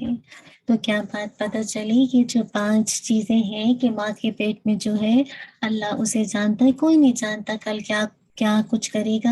ان ساری چیزوں کا علم اللہ کے پاس ہے، کب بارش ہوگی، کب جسے کہا جائے مطلب زمین پہ کیا کچھ ہوگا، یہ سب چیزیں جو میں نے آپ کے سامنے مینشن کی کہ جسے کہا جائے انسان کل کیا کرے گا اور کس زمین پر کس جگہ اس کو موت آئے گی، کب آئے گی، یہ صرف غیب کی جسے کہا جائے کنجیاں نا، اس کے بارے میں اللہ کے علاوہ کوئی نہیں جانتا۔ حدیث میں کہ قیامت کے دن زمین اللہ تعالیٰ سے کہے گی اے میرے رب یہ ہے تیری امانتیں جو تو نے مجھے سونپ رکھی تھی۔ اللہ اکبر۔ اللہ سبحانہ و تعالیٰ مجھے اور آپ کو اس زمین میں رہتے وہ ان کاموں کی توفیق دے جو اللہ تعالیٰ کو پسند ہو۔ اللہم وفقنا لما تحب و ترضى۔ انشاءاللہ سورہ سجدہ کی طرف چلیں گے۔ بسم اللہ الرحمن الرحیم، جو کہ مکی صورت ہے، اس میں 30 آیات ہیں، 3 رکوع ہیں۔ اس صورت میں جو اہم ٹاپک ہے ان میں سے پہلا کیا، صورت کی ابتدا میں قرآن کی حقانیت کا بیان ہے، جس کا اعجاز بالکل واضح ہے، اس کی صداقت کے دلائل روشن ہیں، اس کا انداز بیان انسانی کلام سے بالکل الگ ہے، لیکن اس کے باوجود کفار کیا کرتے ہیں، کفار مکہ اللہ کے نبی پر تہمت لگاتے تھے کہ آپ نے یہ کلام خود سے کر لیا ہے۔ اور یہ صورت اللہ کی وحدانیت اور اس کی قدرت کے دلائل بھی بیان کرتی ہے۔ آسمان اور زمین کو اسی نے پیدا کیا، ہر کام کی تدبیر وہی کرتا ہے، پانی کے ایک حقیر قطرے میں غور و فکر یعنی پانی کے ایک حقیر قطرے میں غور و فکر نہیں کرتا، اس نے کیسے مٹی سے پانی، نطفے سے لوتھڑے سے بوٹی اور بوٹی سے ہڈی تک کے مراحل طے کیے، پھر کیسے انتہائی پرکشش صورت اور بالکل متناسب قد و قامت والا انسان بن گیا نا۔ تو اصل بات ہے میں اور آپ اس پر غور و فکر نہیں کرتے، اسی لیے اللہ کی جسے کہا جائے حقانیت، اللہ تعالیٰ کی جو ایک معرفت ہے اس کو پا نہیں لیتے نا۔ یہ دیکھیے یہ صورت مجرموں اور مومنوں مومنوں دونوں کا حال بتلاتی ہے کہ مجرم قیامت کے دن سر جھکائے کھڑے ہوں گے، ان پر ذلت چھائی ہوگی، وہ آرزو کریں گے کاش ہمیں دنیا میں لوٹا دیا جائے تو ہم نیک اعمال کریں۔ دوسری طرف مومنوں کے بارے میں بتایا گیا کہ وہ دنیا میں اللہ کے سامنے جھکے رہتے ہیں، راتوں کو ان کے پہلو بستر سے جدا رہتے ہیں، وہ اللہ کے عذاب سے ڈرتے بھی ہیں اور اس کی رحمت کی بھی امید رکھتے ہیں۔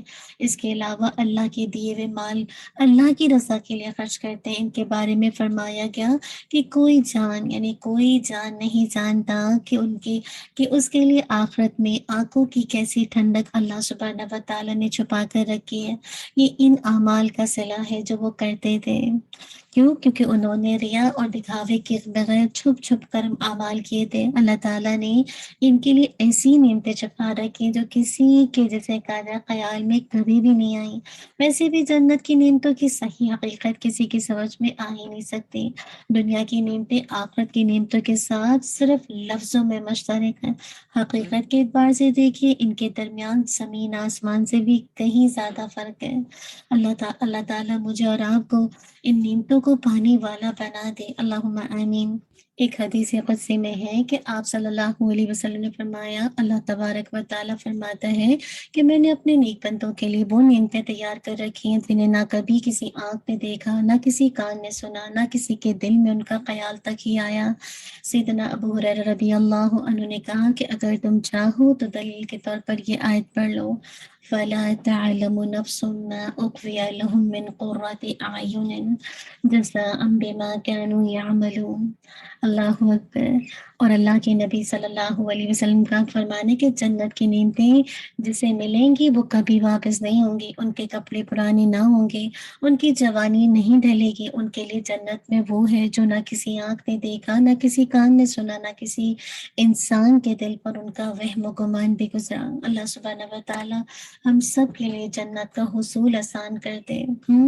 ظاہر بات ہے جو چھپ چھپ کر راتوں میں ریاکاری سے بچتے ہوئے اللہ کو یاد کریں گے، اللہ کی راہ میں خرچ کریں گے تو اللہ تعالیٰ کیسے ان کو نعمتیں مطلب اپنی رحمت سے دے گا نا، کہ کس طرح سے انہوں نے اپنی رب کی عبادت کی، اپنی جسے کہا جائے آنکھوں کی ٹھنڈک اور دل کے سکون کے لیے کل انہوں نے کیا کچھ جسے کہا جائے مطلب کیا کچھ قربانی دی نا اللہ کے راستے میں، تو کل اللہ تعالیٰ کیا کچھ ان کی آنکھوں کی ٹھنڈک کے لیے ان کو وہ سب کچھ عطا کر دے گا۔ اللہ تعالیٰ سے جب بھی مانگی جنت الفردوس مانگی، اللہم انا نسألک الفردوس العالی من الجنہ، اللہم آمین۔ سورت کے اینڈ پر دیکھیے موسیٰ علیہ السلام کو تورات دیے جانے کا ذکر ہے نا، جو کہ اس بات پر تنبیہ کی گئی ہے کہ اللہ کے نبی اور موسیٰ علیہ السلام کی رسالت میں مشابہت پائی جاتی ہے، کہ یعنی جو جتنے بھی انبیاء تھے وہ اللہ کی طرف بلاتے تھے نا، توحید کی طرف بلاتے تھے، تو بتا دیا گیا کہ ان کی رسالت بھی وہی ہے، ان میں بھی مشابہت ہے لیکن تھوڑی تھوڑی تبدیلی کے ساتھ ہر چیز کو واضح بھی کر دیا گیا۔ اب آگے دیکھیے سورہ احزاب شروع ہوتی ہے۔ سورہ الاحزاب مدنی ہے، اس میں 73 آیات اور 9 رکوع ہے۔ اس سورت میں 3 ٹاپک جسے کہا جائے اس کے بارے میں بات کی گئی ہے۔ پہلا جو ٹاپک ہے وہ اجتماعی آداب ہے، دوسرا تشریعی احکامات ہیں، اور تیسرا بعض غزوات کا بیان ہے، جیسے غزوہ احزاب ہے، غزوہ بنو قریظہ، اور ان دونوں غزوات میں جو منافقین کی ایک حالت ہے اور اس کا جو کردار ہے اس کے بارے میں بتایا گیا ہے۔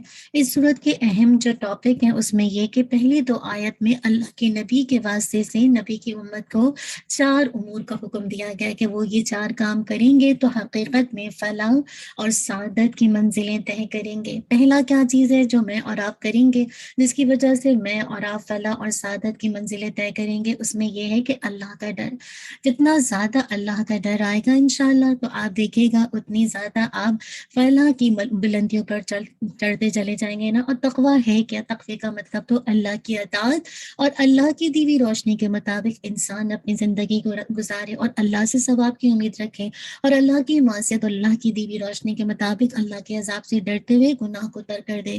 بس وہی اس بات کا حقدار ہے کہ اس کی اطاعت کی جائے اور اس کے جو سے کہا جائے اس کی نافرمانی نہ کی جائے۔ تو اصل بات ہے کہ جتنا زیادہ تقویٰ آتا جائے گا انشاءاللہ کامیابی آپ کے قدم چومے گی۔ دوسرا یہ کہ کافروں اور منافقوں کی آراء کی اتباع نہ کریں۔ بتا دیا گیا کہ کافروں اور منافقوں کی باتوں میں نہیں آنا ہے، تو جتنا بھی کبھی بھی یہ آپ کے خلاف پروپیگنڈا کریں ان کی باتوں کی پرواہ نہیں کرنی۔ تیسری یہ کہ وحی الہی کی اتباع کرنی ہے، آپ کی طرف جو وحی کی جاتی ہے قرآن اور حدیث میں سے نا، جو بھی الفاظ اللہ کے نبی کے منہ سے نکلتے ہیں، زبان مبارک سے نکلے ہیں، یاد رکھیے نہ صرف یہ کہ قرآن ساتھ میں وحی خفی کے ساتھ، اس کو وحی خفی یا وحی غیر مطلوع کہا جاتا ہے، اس کی اتباع بھی ضروری ہے نا۔ تو انشاءاللہ قرآن و حدیث کی روشنی میں جب آپ انشاءاللہ اتباع کریں گے تو یہ بھی آپ کے لیے سعادت کا باعث بنے گا۔ چوتھا یہ کہ اللہ پر بھروسہ کریں، اللہ پر اعتماد اور بھروسہ کریں۔ یاد رکھیے وتوکل علی اللہ، اللہ پہ بھروسہ اور اعتماد انسان کو دراصل صحیح معنوں میں اللہ کا بندہ بناتا ہے۔ اللہ کے احکام پر عمل کرنے کے نتیجے میں کفار و منافقین کی طرف سے جو کچھ کہا جائے یا کیا جائے اس کی آپ پرواہ مت کریں، بلکہ اپنا ہر کام اللہ کے سپرد کر دیں۔ کیوں؟ کیونکہ اس کے سپرد جو کام کر دیا جائے وہ اس کے لیے کافی ہے۔ کتنے سارے دنیا کے معاملات ہوتے ہیں نا جو ہم اپنے ہاتھوں میں لے لیتے ہیں نا، یاد رکھیے جب میں اور آپ اپنے معاملات اللہ کے حوالے کر دیں گے تو وہ پھر ہمارے لیے ہر چیز کے لیے کافی ہو جائے گا، وہ ہمارے دشمن کے مقابلے میں ہمارے لیے کافی ہو جائے گا نا۔ تو انشاءاللہ میرا اور آپ کا کام کیا ہے، وہی کا جو حکم ہے اس کو بجا لائیں اور اللہ پر بھروسہ رکھیں، اور دشمنوں سے نپٹنا، ان کی سازشوں، ان کی چالوں کو ناکام بنانا اللہ سبحانہ و تعالیٰ کا کام ہے۔ پھر آگے بتایا جا رہا ہے کہ اللہ تعالیٰ نے پورے قرآن میں اللہ کے نبی صلی اللہ علیہ وسلم کو یا محمد کہہ کر نہیں پکارا، اور یہاں بھی دیکھیے یا ایھا النبی کہہ کر خطاب کیا تھا، جبکہ دوسرے انبیاء کو یا آدم یا نوح یا موسیٰ یا عیسیٰ یا زکریا کہہ کر خطاب کیا۔ تو یہ اللہ کے نبی کا خاصہ ہے کہ اللہ کے نبی کو یا ایھا النبی کہہ کر اللہ کے نبی کو اللہ تعالیٰ نے خطاب کیا۔ پھر دیکھیے کہ زمانہ جاہلیت کے بعض عادات کی تردید کی گئی، جن میں سے بعض ایسے عقلی اعتبار سے باطل چیزیں تھیں اور شرعی اعتبار سے قبیح چیزیں تھیں۔ تو اگر آپ آیت نمبر 4 کو دیکھیں تو اس میں 3 جاہلانہ خیالات اور تصورات کی تردید کی گئی ہے۔ نمبر 1 پہلا کیا تھا، ان کا یہ خیال تھا کہ بعض لوگوں کے سینوں میں 2 دل ہوتے ہیں۔ اس خیال کے رد میں فرمایا گیا اللہ تعالیٰ نے کسی بھی آدمی کے پہلو میں 2 دل نہیں بنائے، دل تو بس ایک ہی ہوتا ہے، یا اس میں ایمان ہوگا یا کفر ہوگا، ایک ہی دل میں کفر اور ایمان دونوں جمع نہیں ہو سکتے۔ اس سے ان منافقین کی بھی تردید ہو گئی جنہوں نے کفر اور ایمان کے درمیان ایک تیسرا درجہ یعنی نفاق کا خود سے اپنے لیے تجویز کر رکھا ہے نا۔ تو بتا دیا گیا یا تو انسان کے دل میں ایمان کی کیفیت ہوگی یا پھر انسان کفر پر ہوگا۔ تیسری چیز ہے جو کفر اور ایمان کے درمیان ہے وہ نفاق، اور یہ منافقین ہیں جن جو کبھی ادھر کے ہیں کبھی ادھر کے، اس لیے اپنا کبھی بھی اچھا برا ان کو شعور ہی نہیں اس چیز کا کہ کیا چیز ان کے لیے اچھی ہے کیا چیز ان کے لیے بری۔ اسی طرح دیکھیے کہ جاہلی اظہار یہ بھی تھا کہ اگر کوئی شخص اپنی بیوی کو انت اعلیٰ کا ظاہری امی، تو میرے اوپر ایسے ہو جیسے میری ماں کی پشت کہہ دیتا، تو ان الفاظ کے کہنے سے اس کی بیوی ہمیشہ کے لیے اس پر حرام ہو جاتی۔ اللہ اکبر۔ لیکن آپ دیکھیں قرآن مجید نے بتا دیا کہ اس کا کفارہ دینے سے تم پر بیوی حلال ہو جائے گی۔ تو آپ دیکھیے ہمارا دین کتنا آسانی کا دین ہے نا۔ زمانے جاہلیت میں لوگوں نے کیا کچھ جسے کہا جائے مطلب شرعی اعتبار سے ایسی رسمیں اپنی زندگیوں میں رکھی تھی جو کہ بڑی قبیح تھی اور عقلی اعتبار سے بھی بڑی باطل تھی نا، پریکٹیکل نہیں تھی۔ آپ دیکھ لیں ایک اور رسم کیا تھی، اسلام سے قبل منہ بولے بیٹے کا حکم حقیقی بیٹے جیسا ہوتا تھا، تو قرآن نے بھی کیا کیا، اس غلط تصور کی تردید کر دی۔ جب متبنی یعنی منہ بولا بیٹا کے تصور کی تردید ہو گئی تو بتا دیا گیا کہ اللہ کے نبی زید بن حارثہ رضی اللہ عنہ کے حقیقی والد کا حکم نہیں رکھتے۔ تو پھر یہ بھی اعلان کر دیا کہ آپ جو ہے آپ کی جو ہے بیسیکلی اللہ کے نبی کا باپ ہونا ساری امت کے لیے عام، اور آپ کی جو ازواج مطہرات ہیں وہ ساری امت کی روحانی مائیں ہیں، ان کا ادب و احترام واجب ہے اور ان کے ساتھ نکاح کرنا حرام ہے۔ اللہ اکبر۔ اس کے بعد دیکھیے کہ 19 آیات میں غزوہ احزاب اور غزوہ بنو قریظہ کی ڈیٹیل ہے۔ غزوہ احزاب آپ دیکھیے کہ شوال 5 ہجری میں ہوا، جب مشرکین کے 10 یا 15 ہزار جنگجو نے مدینہ کا محاصرہ کر لیا، اور یہ جنگجو مختلف قبائل سے تعلق رکھتے تھے، یہود بنو نذیر اور یہود بنو قریظہ، جن کے ساتھ مسلمانوں کا صلح کا اور ایک دوسرے کے دشمن کے ساتھ تعاون نہ کرنے کا کانٹریکٹ تھا۔ انہوں نے کیا کیا، اس کانٹریکٹ کی کھلا خلاف ورزی کی اور ابو سفیان کے ساتھ ساتھ تعاون کیا۔ مسلمان صرف 3,000 تھے۔ سلمان فارسی رضی اللہ عنہ کی رائے پر عمل کرتے ہوئے مدینہ کے شمال مغرب میں جہاں سے دشمن کے حملہ آور ہونے کا خطرہ تھا خندق کھودی گئی، اسی لیے اسے غزوہ خندق بھی کہا جاتا ہے۔ اور احزاب اس لیے کہتے ہیں کیونکہ جس لشکر نے مدینہ پر چڑھائی کی تھی اس میں مختلف جماعتیں اور قبائل شریک تھے۔ اب کیا ہوا، ان جنگجوؤں نے تقریباً 1 ماہ تک مدینے کا محاصرہ کیے رکھا۔ پھر نعیم بن مسعود غطفانی کی کوششوں سے یہودا قریشی اور غطفانی لشکر کے درمیان پھوٹ پڑ گئی۔ اللہ کی طرف سے انہی دنوں طوفانی آندھی آ گئی جس کی زد میں ان کے خیمے اکھڑ گئے، جانور بھٹک گئے اور ان کے عزائم پست ہو گئے۔ پھر قریش اور غطفان اور دوسرے قبائل اپنے مقاصد کی تکمیل کے بغیر راہ فرار اختیار کر گئے۔ ابو سفیان اور اس کے حمایتیوں کے چلے جانے کے بعد مسلمانوں نے بنو قریظہ کا محاصرہ کر لیا اور انہیں ان کی عہد شکنی کی عبرتناک سزا دی۔ اللہ تعالیٰ نے ان دونوں یعنی ان آیات میں ان دونوں غزوات کا حال اور منظر بیان کیا اور مسلمانوں کو خوشخبری سنائی کہ عنقریب انہیں مزید فتوحات حاصل ہوں گی۔ چنانچہ مسلمانوں نے نہ صرف فارس اور روم بلکہ 20 ملک اور سینکڑوں شہر فتح کیے۔ یہی ہے اللہ تعالیٰ کی رحمت سے نصرت کا وعدہ۔ آپ دیکھیں کہ جب انسان کا تعلق اللہ کے ساتھ، اپنی اس کتاب کے ساتھ، قرآن مجید کے ساتھ جب تعلق جڑتا ہے نا اور دل میں ایمان راسخ ہو جاتا ہے نا، پھر انسان پورے عالم کو فتح کرنے میں کامیاب ہو جاتا ہے نا۔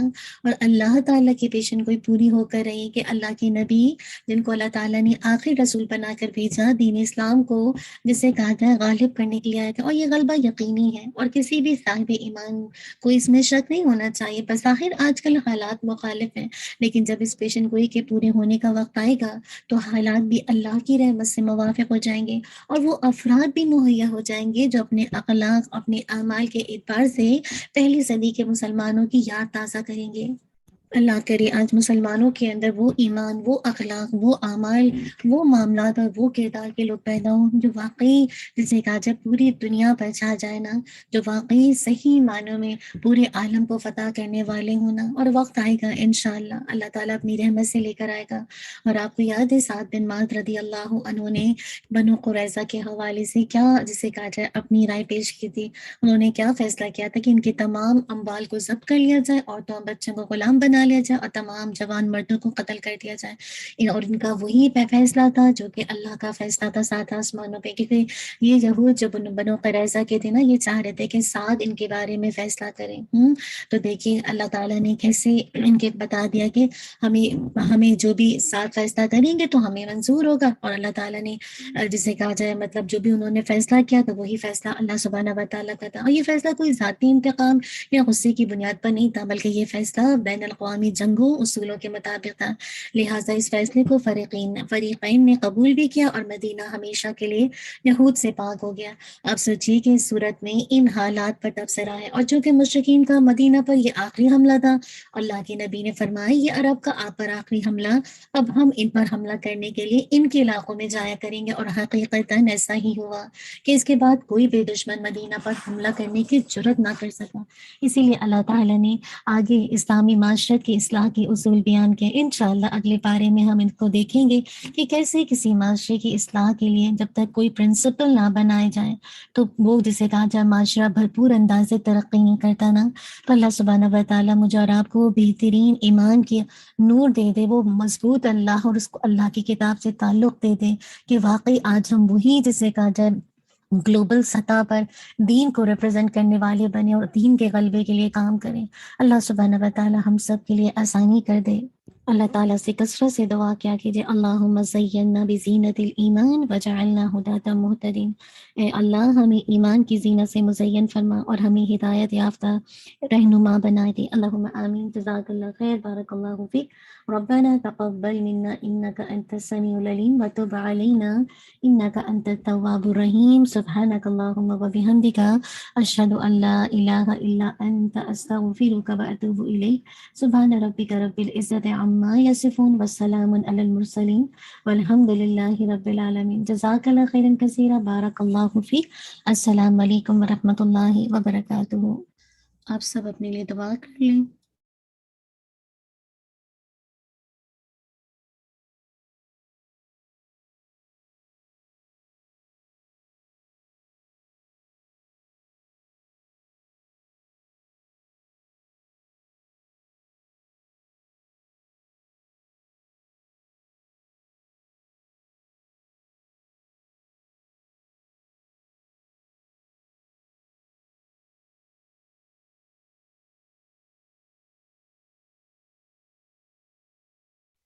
امید ہے کہ آپ سب نے اپنے لیے دعا کر لی ہوگی. اللہ تعالیٰ ہم سب کی دعاؤں کو قبول کرے. اللہم آمین.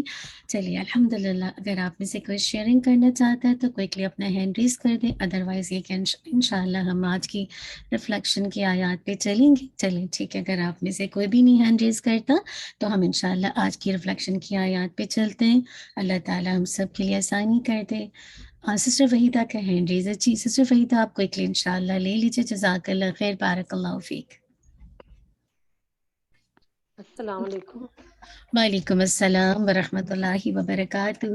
جی آج اتنی پیاری سے ماشاء اللہ آیتیں ہیں. اللہ تعالیٰ کی پوری قدرتیں اس بارے میں تو بتا دی اللہ تعالیٰ نے. کیا کیا میں نے انسان کے لیے کیا کچھ پیدا کیا ہے. تو بہت زیادہ جب میں سن رہی تھی تو یہ آ رہا تھا کہ اللہ تعالیٰ نے انسان کو کس چیز سے بنایا ہے اور پھر کس چیز میں لے کے جانا ہے. ایک پانی کے قطرے سے بنا کے اس کو لے کے جانا, پھر مٹی میں دوبارہ. اس کے درمیان اس کی زندگی کے کیا اتار چڑھاؤ آتے ہیں, کس طرف اس کا رجحان ہوتا ہے, دین کی طرف ہوتا ہے یا منافقت. مطلب کافی ایک دو چیزیں بتا دیا نا, ایک نفاق اور ایک اللہ تعالیٰ کی وہ ایمان. دو چیزیں ایمان اور نفاق. اگر ہم ایمان پہ چلیں گے تو یہ راستہ ہے, اس کے لیے بے تحاشا اللہ تعالیٰ نے نعمتیں دے دی ہیں. پوری قدرت اللہ تعالیٰ نے اپنی دکھائی ہے کہ میں نے انسان کے لیے کیا کچھ بنایا, کیا کچھ کیا. اب اس پہ ہم نے غور کرنا ہے کہ ہم کس طرف کھڑے ہیں. مطلب کہ جو کچھ بھی اللہ نے ہمیں دیا ہے, جو کچھ بھی ہمیں ہمارے لیے بنایا ہے, کیا ہم اس کا شکر گزار کرتے ہیں؟ کیا جو نعمتیں ہمیں دی ہے ہم صحیح طرح اس کا استعمال کرتے ہیں؟ یہ ساری بہت زیادہ غور و فکر والی باتیں ہیں. اس میں اس پورے پارے میں جو 3 صورتیں ہیں, تینوں میں بہت زیادہ ایک ہی طرح کے مطلب اللہ تعالیٰ نے فرمائی ہیں چیزیں. تو یہی ہے ہمارے لیے کہ ہم اپنے دل کو ٹٹولتے رہیں کہ ہمارا دل کہیں وہ نہ ہو جائے, کہیں ایسی جگہ پہ نہ آ جائے کہ جو اللہ نہ کرے, ناپسندیدہ ہو. اور اللہ تعالیٰ ان لوگوں میں ہمیں شامل رکھے جو جنہوں نے قربانیاں دی. اللہ تعالیٰ نے کہا کہ اگر پھر توکل رکھو گے مجھ سے نیک کام کرنے کے بعد پھر میں اجر دوں گا. ساتھ ہی آگے سورۃ احزاب آ گئی نا کہ جب ان کی فتح کے لیے پھر پوری کتنی اللہ تعالیٰ نے ان کو فتوحات دی, تھوڑے جس کو ناممکن کو ممکن بنایا. تو یہ اتنی زیادہ اچھی اس بارے میں ساری چیزیں بہت اچھی لگی کہ اللہ تعالیٰ ہمیں استقامت دے کے رکھے اور ان کی چیزوں پر غور و فکر کرتے رہیں گے. اللہ تعالیٰ ہمیں ان پہ چلنے والا بنا دے. آمین آمین. بارک اللہ فیک. جزاک اللہ خیر. سسٹر سمیرہ آپ لے لیجیے انشاءاللہ کوئکلی. السلام علیکم ورحمۃ اللہ وبرکاتہ. وعلیکم السلام ورحمۃ. میں نے تو فاطمہ یہ لیا ہے کہ جب میں اللہ کی کتاب کے سامنے نہیں بیٹھی تھی اس طرح جو ہے, تو میں کہتی تھی کہ چلے دین کو بھی لے لیتے ہیں اور دنیا کو جو ہے نا ساتھ تھوڑا تھوڑا لے لیتے ہیں. لیکن اب اللہ کی کتاب کے سامنے بیٹھنے سے یہ جو ہے وہ یہ فرق میرا ختم ہو گیا کہ ایک ہی راستہ ہے کہ وہ یہ نہیں ہو سکتا, آپ درمیان میں نہیں چل سکتے, یا تو حق ہے یا باطل ہے. تو اپنے لیے تو میں نے یہی لیا ہے کہ جہاں اللہ کے حکم آ جائے وہاں سرنڈر کر دو. اللہ تعالیٰ ہمیں جو ہے وہ توفیق دے جو ہے نا. تو یہ ہے کہ یہ اللہ کی کتاب دونوں میں یہ فرق کرنے والی ہے. اس سے میں نے تو یہی جو ہے نا وہ اللہ تعالیٰ عمل میں بھی اس طرح کی چیزیں لے. جزاک اللہ. بارک اللہ. ماشاء اللہ. بس واقعی پتہ تو ہوتا, ریمائنڈرز بھی ملتے ہیں, بس اللہ تعالیٰ عمل کی توفیق دے دے. واقعی نہیں سکتا کہ انسان دنیا جسے کہا جائے دنیا کی محبت رکھے اور پھر دین کا اوپر سے کام کرے. تو کہنے کا مقصد ہے کہ ایمان تو آپ کا بڑھتا ہی اللہ کے کلام میں نا. جب آپ اللہ کے کلام کی آیات سنتے ہیں تو پھر آپ کو پتہ چلتی ہے دنیا میں کتنا آپ کو وقت لگانا ہے نا, اور کتنا ہی اپنی آخرت کے گھر کو سجانا ہے نا. تو ظاہر دین پہ چلیں گے تو دنیا تو مل ہی جائے گی نا, دنیا تو ملنی ہے. لیکن وہ یہ نا کہ جو ویسے ایک ذہن بنا ہوا تھا اور یہ شروع سے سنتے آئے تھے وہ والا جو ہے نا الحمدللہ کہ وہ چیز کلیئر ہو گئی ہے کہ نہیں ایسے نہیں ہے کہ نفاق یعنی درمیانہ راستہ, منافقہ نہ رویہ نہیں.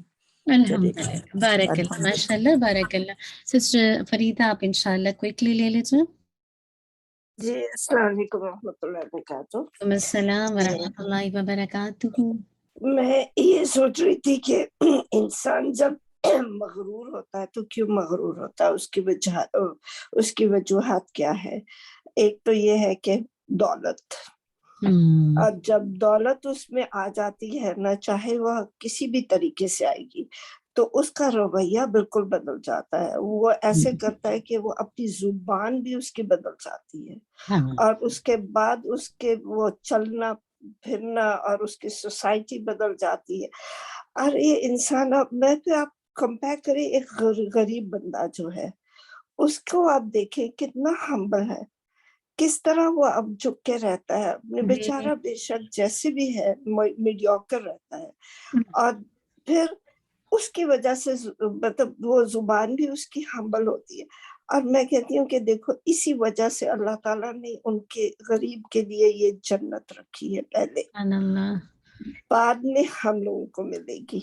مطلب جو مطلب یہ کہ میں کمپیریزن کر رہی ہوں تو مجھے یہ ایک خیال آیا ایک دم سے کہ اللہ تعالیٰ ہمیں اس مغرور پہ نہ جائے، اور اس طرح کے یہ the arrogance جس میں آ جاتی ہے، وہ اس کی زبان اور لہجہ بھی اتنا ڈفرنٹ ہو جاتا ہے کہ مطلب when you compare these two، اور بس یہی دعا کرتی ہوں کہ اللہ تعالیٰ ہم میں ایسی زبان اور ایسی ایروگنس نہ لائے. اور لوگ تو یہ بھی کہتے کہ جن کو دولت آ جاتی تو یہ سمجھتے ہیں ہاں اللہ تعالیٰ ہم سے بہت خوش ہے، اس لیے ہمیں بس اللہ تعالیٰ بس عمل کی توفیق دے. آپ بالکل صحیح کہہ رہی ہیں. ایسے ہی پھر زبان جو ہے نا، وہ مطلب آپ کا اسٹائل، آپ کا بولنے کا انداز، ہر چیز ہی بدل جاتا ہے، جو پتہ چلتا ہے کہ آپ اپنا کس انداز سے ایروگنس کو نکال رہی ہیں نا. آئی مین آپ کی زبان پھر اسی حساب سے باتیں، آپ کے الفاظ بھی ویسے ہو جاتے ہیں نا.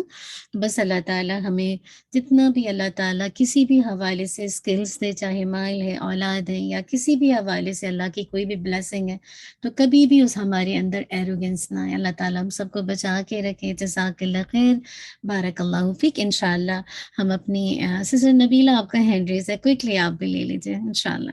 وعلیکم ورحمۃ اللہ وبرکاتہ. وعلیکم السلام ورحمۃ اللہ وبرکاتہ. ہاں جی، بس یہ بات سسٹر وحیدہ کی کروں گی کہ جب انسان کے پاس دولت آ جاتی ہے تو ظاہر اس کے پاس تکبر آ جاتا ہے، اور اس لحاظ سے جب آپ کے پاس دولت ہے تو اس مین کہ آپ کے اوپر رسپانسبلٹیز بھی زیادہ ہیں، آپ کا حساب بھی زیادہ ہے. مطلب ایک غریب ہے اور وہ بھی اسی طرح اٹھ کے نماز پڑھتا ہے، اور اس کو وہ فیسلٹیز نہیں ہیں جو ہمارے پاس ہیں، اتنا اچھا بستر، اتنا گرم پانی. تو اللہ تعالیٰ ہمیں مطلب اپنا عاجز بندہ بنائے. اور دوسری بات تو مجھے اچھی لگی، ہمیں اپنی نمازوں میں اخلاص اور خشیت اور اللہ کا ذکر کرنے والا بنائے تو ہماری نمازیں اچھی ہوں. اللہ تعالیٰ سب کو توفیق عطا فرمائے اخلاص کے ساتھ نماز پڑھنے کی. آمین. بارک اللہ. بہت ضروری ہے کہ بعض اوقات ہم نماز تو پڑھتے ہیں لیکن بیرو، اور وہ بیرو نماز اس لیے کہ ہم برائی کرتے ہیں مسلسل. دیکھیں نماز کے باوجود بھی لوگ کتنا دھوکہ دیتے ہیں، کتنا غیبت کرتے ہیں، کتنا جھوٹ بولتے ہیں، کیونکہ نماز میں ابھی وہ معیار نہیں آیا، وہ کوالٹی نہیں ہے جو ریکوائرمنٹ ہے نا. اسی وجہ سے ہم مسلسل گناہوں کے اندر انڈلج ہو جاتے ہیں نا. تو ضروری ہے کہ خشیت، اخلاص، اور جب تک آپ جو پڑھ رہے ہیں یعنی جو آپ اللہ کا ذکر اللہ کی آیات کی شکل میں کر رہے ہیں، اس پر آپ جب تک اس کو صحیح سے غور و فکر نہ کریں گے تو پھر بات نہیں بنے گی نا. جزاک اللہ سسٹر، بارک اللہ فیک. اللہ تعالیٰ ہم سب کو عمل والا بنا دی. آج کی جو تدبر کی آیت ہے انشاءاللہ اس کو آپ نے دیکھ لینا ہے. یہ سورہ آپ الحمدللہ سورہ سجدہ پڑھتی ہوں گی رات میں سونے سے پہلے. فَلَا تَعْلَمُ نَفْسٌ مَا أُخْفِيَ لَهُم مِّن قُرَّةِ أَعْيُنٍ جزاء بما كانوا يعملون. آج آپ نے انشاءاللہ پورے دن اس بات پہ انشاءاللہ سوچنا ہے کہ ماشاءاللہ جب آپ ابھی کافی ساری عبادات کر رہے ہوں گے، لیکن قیام بھی آپ کا اچھا ہوگا، آپ کا روزہ بھی ہے ماشاءاللہ، ساتھ میں نمازیں بھی چل رہی ہیں، اللہ کا ذکر بھی ہے، قرآن مجید کی تلاوت بھی ہے. تو ایسے موقع پر بار بار خیال آتا ہے نا، اتنی محنت، اتنی کوشش جو کر رہی ہوں وہ کس کے لیے. تو بس اس آیت کو یاد رکھیے گا نا، کوئی شخص نہیں جانتا کہ اس کی آنکھوں کی ٹھنڈک کے لیے اللہ تعالیٰ نے کیا کچھ چھپا رکھا ہے نا. اس عمل کے بدلے پہلے جو وہ کرتے تھے. ٹھیک ہے ہم سب اللہ کی رحمت سے جنت میں جائیں گے، لیکن جنت کے اندر جو درجات کی جو بلندی ہوگی نا، آپ کو پتہ ہے کہ ہر ایک مختلف درجے پہ لوگ ہوں گے نا، تو جنت کے اندر جو درجات کی بلندی ملے گی وہ آپ کو عملوں کے حساب سے ملے گی. تو بس اللہ سبحانہ و تعالیٰ مجھے اور آپ کو بعمل بنا دے، اور ہمیں اپنی مطلب ہماری آنکھوں کی ٹھنڈک کے لیے اللہ سبحانہ و تعالیٰ نے جو کچھ بھی ہمارے لیے جنت میں جو پا رکھا ہے بس ہمیں اس کو حاصل کرنے والا بنا دے، ان اعمال کی توفیق دے دے. جزاک اللہ خیر، بارک اللہ فیک. انشاءاللہ جو دعائیں ریڈ کی تھی اس کو انشاءاللہ دیکھ لیجیے گا. یہ ساری دعائیں جو انشاءاللہ پڑھی تھیں ساتھ میں کرنے کے کام ہیں، انشاءاللہ ایک دفعہ ان کو دیکھ لیجیے گا کہ جو کہ چیک لسٹ کی شکل میں جس کے پورے جز کے انشاءاللہ آپ کے پاس موجود ہیں. اللہ تعالی ہم سب کو بعمل بنا دے. ربنا تقبل منا انک انت السمیع العلیم وتب علینا انک انت التواب الرحیم. سبحانک اللہم وبحمدک اشہد ان لا الہ الا انت استغفرک واتوب الیک. سبحان ربک رب العزت عما یصفون والسلام علی المرسلین والحمد للہ رب العالمین. جزاک اللہ خیرین کثیرہ. بارک اللہ فیک. آپ چھٹی کے دن بھی آ گئے. اللہ تعالیٰ آپ سب کو بہترین جزا دیں. انشاءاللہ کل اپنی نیکسٹ جز کی طرف جائیں گے. اللہ تعالیٰ ہم سب کے لیے آسانی کر دے. جزاک اللہ خیر. سبحانک اللہم وبحمدک اشہد ان لا الہ الا انت استغفرک واتوب الیک. السلام علیکم ورحمۃ اللہ وبرکاتہ.